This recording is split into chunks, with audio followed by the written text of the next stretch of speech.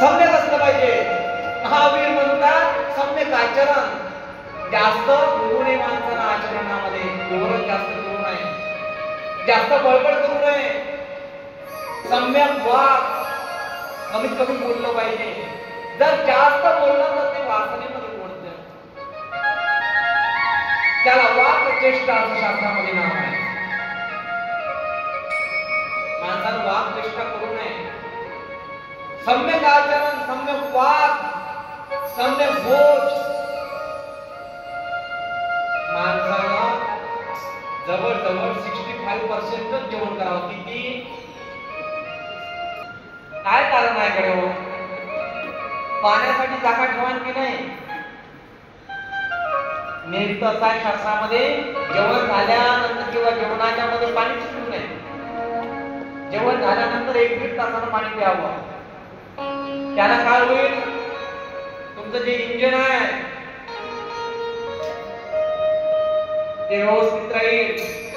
Saiko part थोडी तुम्हाला घ्यावी लागणार नाही, तुम्हाला जॅकेट घ्यावी लागणार नाही.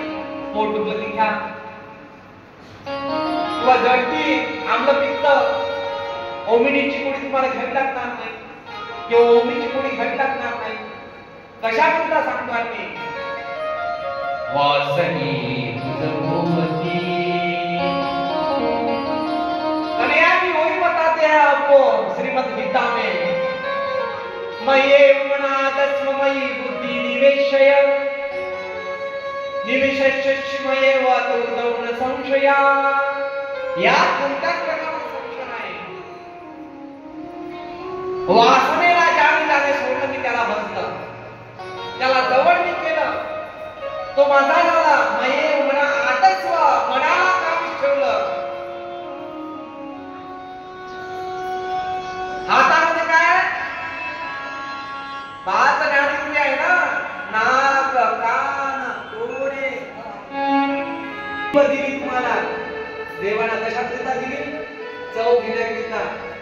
त्यातही 3 भाग आहे. समोरचं टोक वेगळं दाखवते, मधलं वेगळं दाखवते, आजूबाजूचं वेगळं वेगळं दाखवते. हो, लक्षात तुमचं भारी होत आहे का तुम्हाला थोडं? हो महिलांनो, हो की नाही? जिभेला शेंडा असते तर शेंडा काय सांगतात त्याला? गोड चवीचा गोड सांगतो. सुंगरचा शेंडा गोड सांगतो आपल्याला, मधला शेंडा, मधातला भाग तिखट सांगतो. धर्म आहे.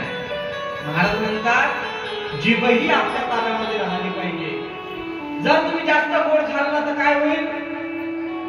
शुगर वाढेल तुमचा. आणि